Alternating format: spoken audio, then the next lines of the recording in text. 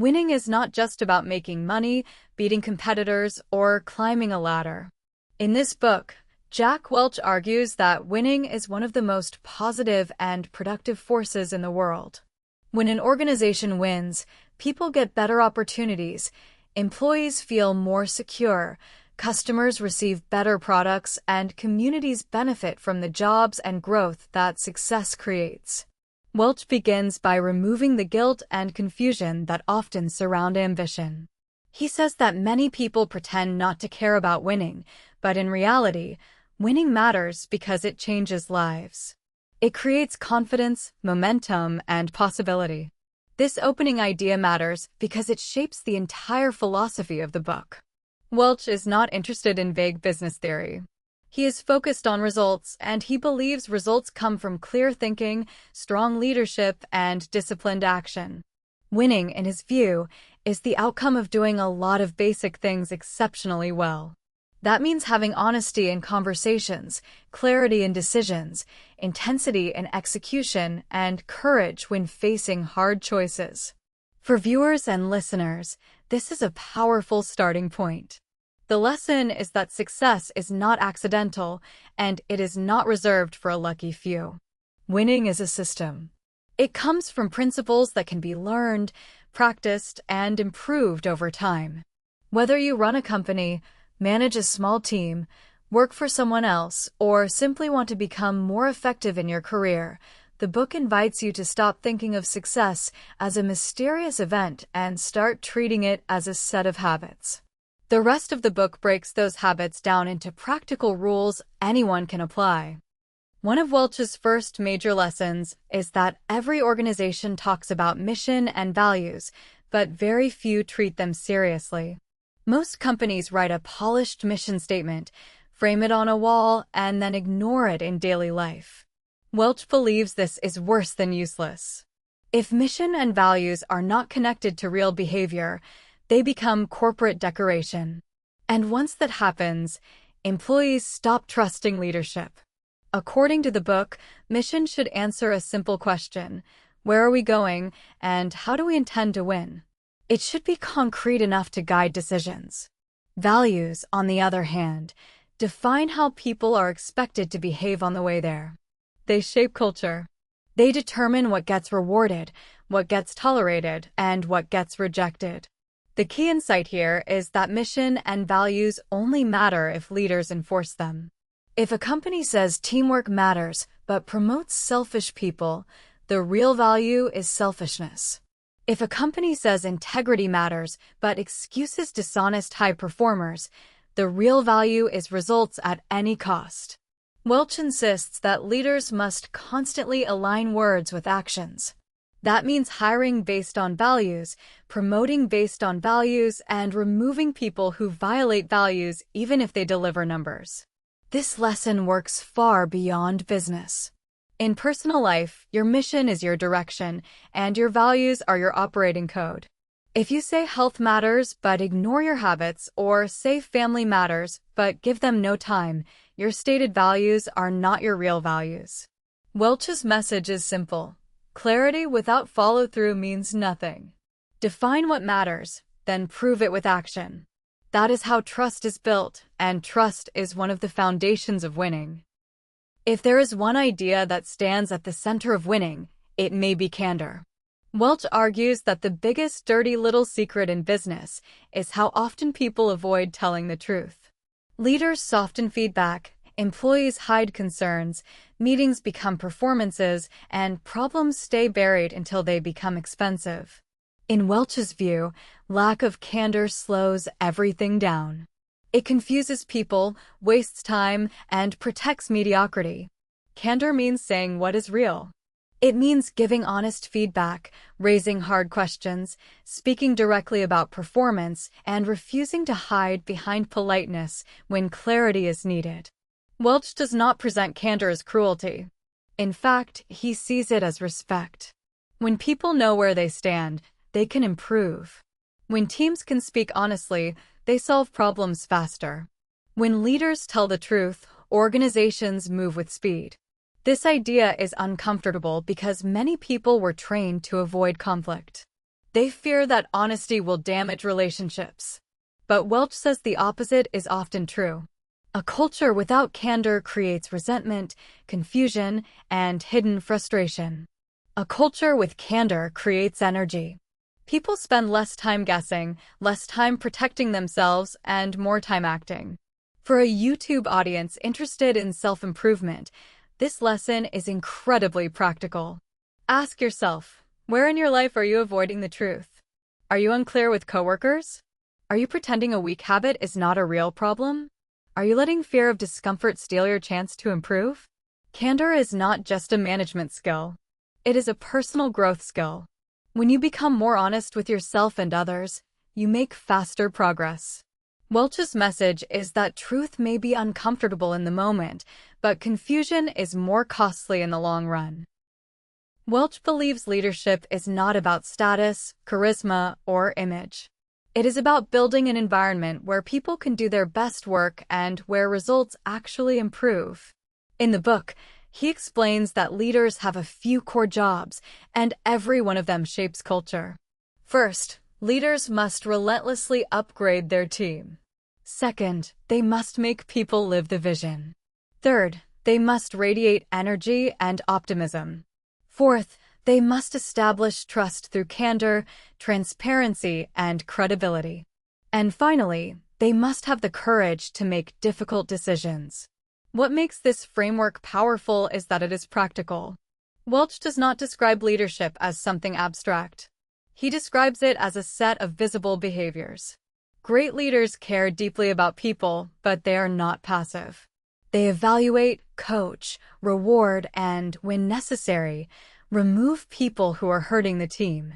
They repeat the mission constantly. They make sure people understand not only what the goal is, but why it matters. And perhaps most importantly, they bring emotional energy into the organization. They make people feel that the work matters and that progress is possible. This section of the book is also a reminder that culture is not created by speeches. It is created by repeated behavior from the top. If a leader says innovation matters but punishes every mistake, people stop taking risks. If a leader says performance matters but avoids confronting weak contributors, standards fall. In other words, the leader teaches the culture every day. For listeners, the lesson is broader than management. Whether you lead a company, a project, a family, or just yourself, your repeated behavior becomes your culture. Your habits set the emotional tone. Your standards shape outcomes. Leadership starts with personal responsibility. If you want better results around you, start by asking what kind of environment your actions are creating.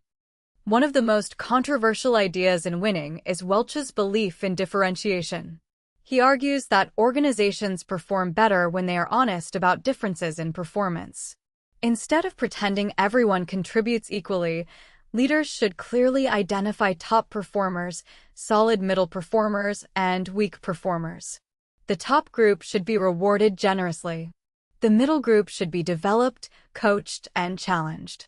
The bottom group, if they do not improve, should be let go. Welch knows this sounds harsh, but he believes the alternative is worse. When leaders avoid differentiation, high performers feel ignored, weak performance spreads, and the whole organization becomes less fair. In a low-candor culture, the best people often leave because they no longer feel recognized.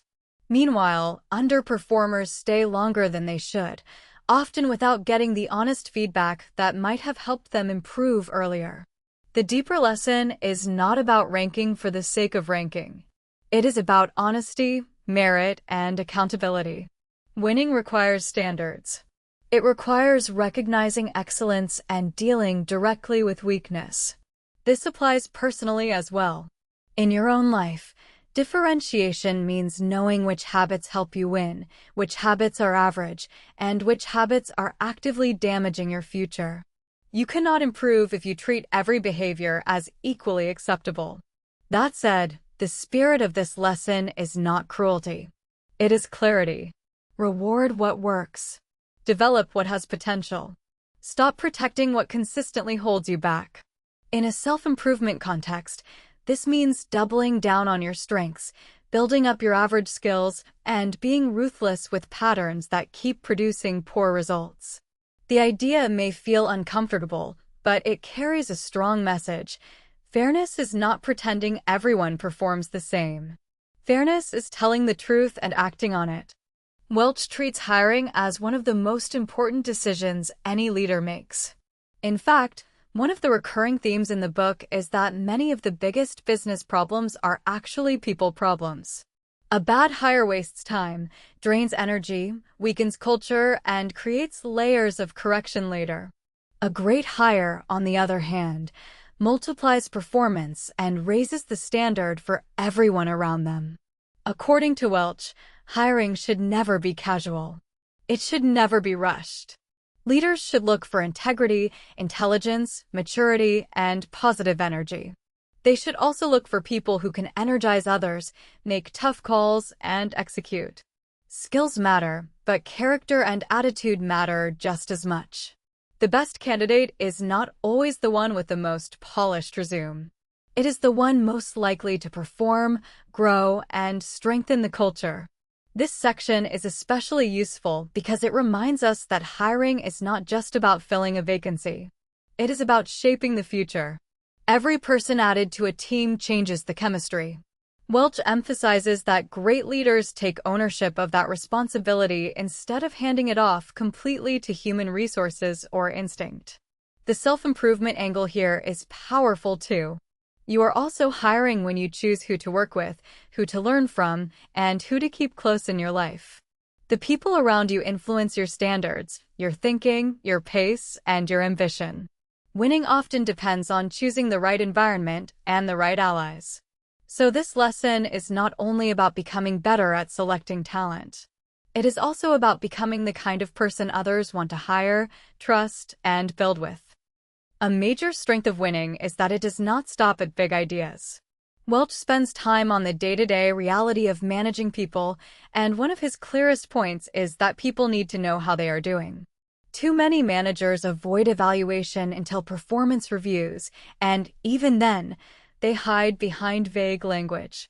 Welch believes effective management means ongoing feedback, frequent coaching, and visible recognition of progress. He argues that confidence is one of the most valuable gifts a leader can give. When people know they are valued and understand what they are doing well, they become more courageous, more creative, and more resilient. But confidence only works when it is earned and connected to real performance. Empty praise is not leadership. Honest encouragement tied to specific strengths is leadership. Coaching, in Welch's framework, is not about micromanaging. It is about helping people improve by making expectations clear and by giving them the information they need to grow. This requires attention. It requires presence. And it requires enough courage to have uncomfortable conversations before small issues turn into major failures. For individuals, this lesson is just as important. You may not have a formal boss or team, but you still need evaluation and coaching in your life. That may come from mentors, peers, data, or even self-reflection. If you want to improve, you must be willing to measure your performance honestly and adjust. Growth is much faster when feedback is regular. Welch's message is that confidence and accountability are not opposites. The best environments combine both. They make people feel capable while also pushing them to become better. Few leadership responsibilities are more difficult than firing someone, and Welch addresses this directly. He does not pretend it is easy, and he does not suggest leaders should become emotionally cold. But he does argue that avoiding these decisions often creates more harm than making them. When someone is in the wrong role, continuously underperforming, or violating the values of the organization, delaying action helps no one. Welch frames this in an unexpectedly humane way. He says that keeping someone in a role where they cannot succeed is not kindness. It is a slow form of dishonesty. It keeps them trapped in a situation where they may never thrive. Clear decisions, made respectfully and without humiliation, can allow both the individual and the team to move forward. The deeper point is that leadership sometimes requires emotional courage. It means choosing what is necessary, not just what is comfortable. That applies in personal development too. Sometimes you need to let go of a role, a routine, a commitment, or even an identity that no longer fits who you need to become. Winning often requires ending something before you can begin something better. This section teaches a mature form of discipline. Tough decisions should not be made carelessly, but they should not be avoided forever either. Once the evidence is clear, action is a responsibility. And when that action is taken with honesty and respect, it can actually be more compassionate than endless delay. Welch has little patience for strategy that sounds impressive, but says very little. In Winning, he argues that strategy is often overcomplicated by jargon, consultants, and giant presentations. Real strategy, he says, is simple. It begins with understanding where you are, what your competitors are doing, what customers truly want, and how you can win in a way that is distinctive and profitable. A strong strategy is not a fantasy document. It is a set of choices. What market will you serve? What strengths will you build? What weaknesses must you fix? Where will you invest? What will you stop doing?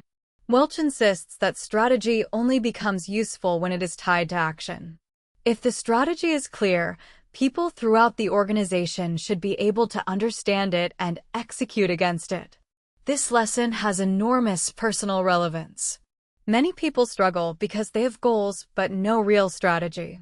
They want success, health, influence, or financial freedom, but they have not made clear choices about how to get there. Strategy requires facing reality. It requires understanding your strengths, your market, your limitations, and your opportunities. It also requires saying no to distractions. Welch's approach is refreshing because it strips away complexity. Winning does not come from sounding smart. It comes from seeing the field clearly and making better choices than the people around you. Good strategy is not about having the longest plan. It is about having the clearest one. A great vision means very little if the operating system of a business is weak. That is why Welch gives serious attention to budgeting and operations. He believes that planning should not be a bureaucratic ritual where people defend last year's numbers and pretend the future will look similar. Instead, budgeting should be honest, dynamic, and closely connected to strategy.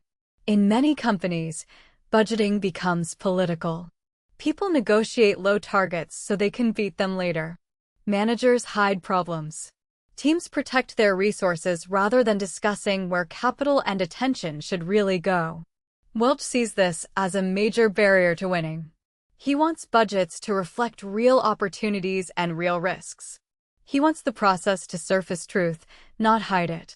Operations in his system are where leadership and execution meet. This is where goals become actions, actions become numbers, and numbers reveal whether progress is real. Strong operating rhythms create accountability. They help teams identify issues early, learn faster, and adjust before it is too late. For personal growth, this section translates into a simple but powerful idea: systems matter. It is not enough to say you want to improve. You need a way to measure, review, and adjust. Whether it is your finances, your time, your content output, or your health, winning requires a rhythm of execution. Vision inspires, but operations deliver. Success belongs to people who not only dream well, but run a reliable system behind the dream. Welch also explores how businesses grow, and he distinguishes between organic growth and growth through acquisitions. Organic growth comes from building new products, entering new markets, improving execution, and serving customers better over time. It is slower but often healthier because it strengthens the core. Acquisitions can create speed, scale, and strategic advantage, but only when they are approached with discipline. His warning is that big moves often fail when leaders become emotional, arrogant, or careless. Deals made for ego rather than fit usually disappoint. Growth that looks exciting on paper may create chaos in reality if culture, talent, and systems do not align. Welch encourages leaders to ask hard questions before making any major move. Will this actually strengthen our position? Can we integrate it well? Are we paying for real value or just hype? This lesson applies outside corporate life too. Growth in personal life can also happen in two ways.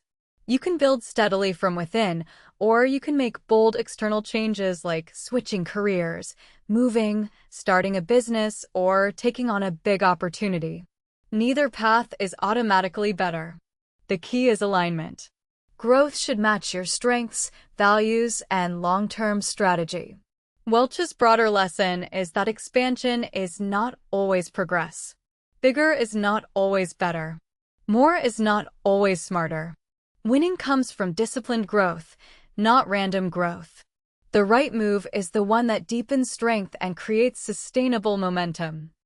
Every leader eventually faces a crisis, and Welch's approach is straightforward.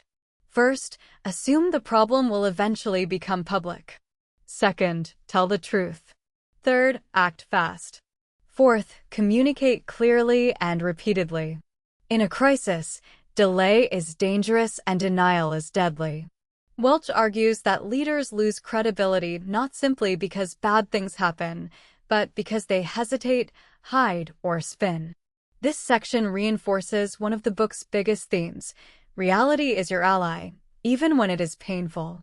The faster you face facts, the faster you can respond intelligently. That means gathering good information, accepting responsibility, and making decisions without waiting for perfect certainty. Crises punish ego and reward clarity.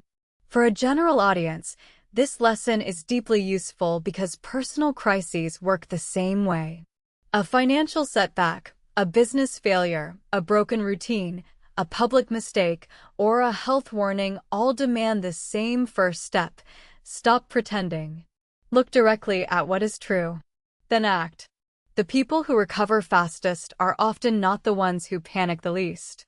They're the ones who accept reality the fastest. Welch's crisis philosophy is not glamorous, but it is effective. Do not waste energy hiding.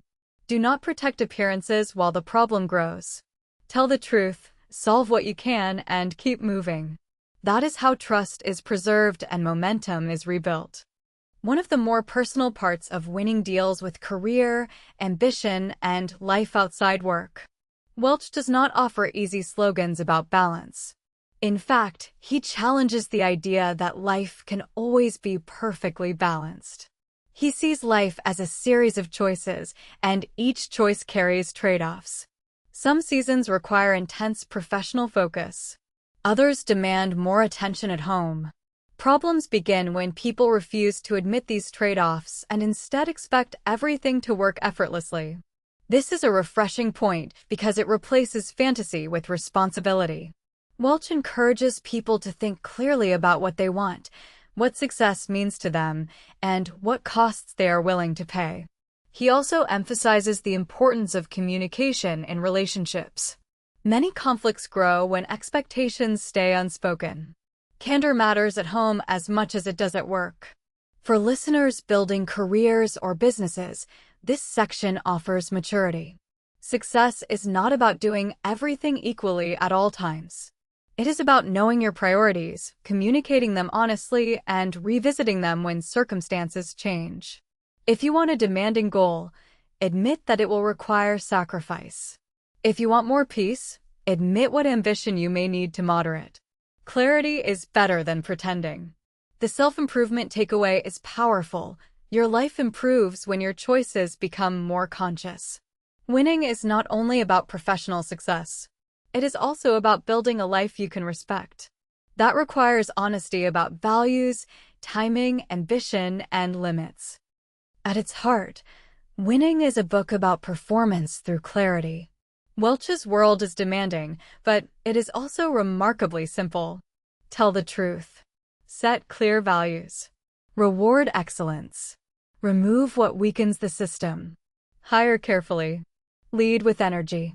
Build confidence. Make tough decisions. Create strategy based on reality. Operate with discipline. And never confuse nice words with real action. What makes the book endure is that these lessons apply far beyond giant corporations. They apply to small teams, entrepreneurs, creators, students, managers, and anyone serious about self-improvement. The real power of the book is not in any single tactic. It is in the mindset underneath all of them. Winning is built on honesty, standards, and execution.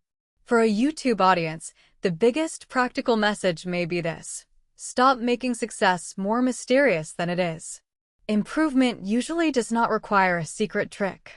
It requires courage to face reality, discipline to act consistently, and enough self-respect to keep your standards high. Welch's framework is intense, but it is useful because it pushes people out of vagueness. In the end, winning teaches that success is not created by motivation alone. It is created by systems, decisions, and behavior repeated over time. That is true in business, and it is true in life. If you want to win more often, speak more honestly, choose more clearly, and execute with more discipline. That is the path this book lays out, and it remains as relevant as ever.